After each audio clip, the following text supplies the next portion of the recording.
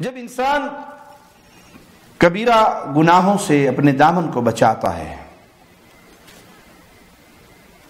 تو پھر بہت سارے ایسی نیک اعمال ہیں جن کے کرنے کی وجہ سے اللہ اس کے صغیرہ گناہ اپنی رحمت سے معاف فرما دیتا ہے۔ آئیے ان اعمال کی طرف پیارے نبی صلی اللہ علیہ وسلم کی چند احادیث سنتے ہیں جن میں ایسے بعض اعمال کا ذکر ہے۔ صحیح مسلم حدیث نمبر 228 سیدنا عثمان بن عفان رضی اللہ عنہ وارضاہ بیان کرتے ہیں کہ میں نے پیارے نبی صلی اللہ علیہ وسلم کو یہ فرماتے ہوئے سنا، ما من امرئ مسلم تحضره صلاۃ مکتوبہ، کسی بھی مومن شخص مسلمان شخص پر فرض نماز کا وقت آئے، فیحسن وضوءها وخشوعها ورکوعها الا كانت کفارة لما قبلها من الذنوب، مسلمان ہے، فرض نماز کا وقت آ گیا، اس نے اچھی طرح وضو کیا اور خشوع و خضوع اختیار کرتے ہوئے اس نے اللہ کے سامنے بہترین انداز میں رکوع کیا، نماز پڑھی، یہ نماز پڑھنا اس کے سابقہ گناہوں کا کفارہ بن جائے گا۔ ما لم یأتی کبیرۃ وذلک الدہر کلہ، جب تک وہ کبیرہ گناہوں سے اپنے دامن کو بچائے رہے گا تو ہمیشہ اس کے صغیرہ گناہ معاف ہوتے رہیں گے اللہ کی رحمت کے ساتھ۔ اپنے دامن کو بچائے، کبیرہ کا ارتکاب نہ کرے، کبائر سے بچے، کبیرہ گناہوں کو پہچاننا، ان کا علم حاصل کرنا ضروری ہے تاکہ انسان ان سے محفوظ رہے، اور اس پر ہماری تفصیل سے کئی سیڈیز موجود ہیں۔ کبیرہ گناہ سے اپنا دامن بچایا، نماز پڑھی، اب جو یہ صغائر ہیں، صغیرہ گناہ ہیں، چھوٹے گناہ ہیں، وہ نماز پڑھنے سے، وضو کرنے سے، نماز میں خشوع خضوع کرنے سے، رکوع کرنے سے اللہ کی رحمت سے معاف ہو جائیں گے۔ سیدنا ابو ہریرہ بیان کرتے ہیں، یہ روایت بھی صحیح مسلم میں 233 نمبر، کہ پیارے نبی صلی اللہ علیہ وسلم نے فرمایا، الصلوات الخمس والجمعۃ الى الجمعہ ورمضان الى رمضان مکفرات ما بینہن مجتنب الکبائر،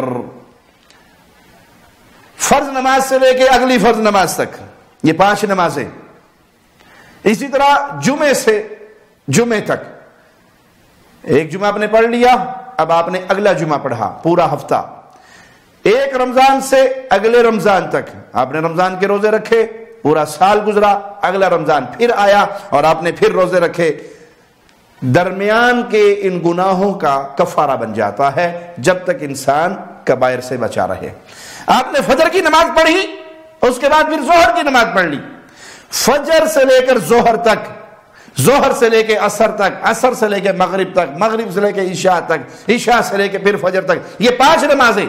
کبیرہ گناہوں سے انسان اپنے دامن کو بچائے تو صغیرہ ان 5 نمازوں کو پڑھنے سے اللہ معاف کر دیتا ہے۔ آپ نے جمعے کی نماز پڑھی، اگلے جمعے تک، پھر آپ نے اگلا جمعہ یا نماز پڑھ لی، یہ پورا ہفتہ جو صغیرہ گناہ آپ سے ہوئے اگر آپ کبیرہ سے بچے رہے تو اللہ اپنی رحمت سے یہ جمعہ پڑھنے سے معاف کر دیتا ہے۔ رمضان کے روزے رکھے، پورا سال گزرا، اگلا رمضان آیا، پھر روزے رکھے، آپ نے کبائر سے اپنے آپ کو بچایا، جو صغائر آپ سے ہوئے اس رمضان کے روزوں سے اللہ اپنی رحمت سے ان گناہوں کو معاف فرما دیتا ہے۔ سیدنا ابو ہریرہ بیان کرتے ہیں کہ رسول اللہ صلی اللہ علیہ وسلم نے فرمایا، ما قال عبد لا الہ الا اللہ قط مخلصا الا فتحت له ابواب السماء، جب بندہ خالص دل سے لا الہ الا اللہ کہتا ہے، مخلص ہو، مشرک نہ ہو، اللہ کا شریک بنانے والا نہ ہو، اللہ کی عبادت میں کسی اور کو ساجی بنانے والا نہ ہو، تو جب انسان خالص دل سے لا الہ الا اللہ کہتا ہے، فتحت له ابواب السماء، اس کے لیے آسمان کے دروازے کھول دیے جاتے ہیں، حتی تفضی الی العرش مجتنب الکبائر، یہاں تک کہ یہ کلمہ اللہ کے عرش تک پہنچتا ہے۔ ہاں، شرط یہ ہے کہ وہ کبیرہ گناہوں سے اپنے دامن کو بچائے، کبیرہ سے اس نے اپنے دامن کو بچا لیا، اب لا الہ الا اللہ کہنا اس کے لیے کتنی عظمت والا ہے۔ آسمان کے دروازے کھولیں گے، یہاں تک کہ یہ کلمہ اللہ کے عرش تک پہنچ جائے گا۔ اللہ سے دعا ہے اللہ ہمیں کبیرہ گناہوں سے بچائے اور اپنی رحمت سے ہمارے صغیرہ اور کبیرہ اور چھوٹے بڑے چھپے ہوئے اور ظاہر ہر طرح کے گناہوں کو اپنی رحمت سے معاف فرما دے، اور ہمیں جنت الفردوس میں بغیر عذاب کے، بغیر حساب کے، بغیر عقاب کے اپنی رحمت سے داخل فرما دے۔ اقول قولی ھذا واستغفر اللہ لی ولکم ولسائر المسلمین۔ شب گریزاں ہوگی آخر جلوائے خورشید سے، یہ چمن معمور ہوگا نغمہ توحید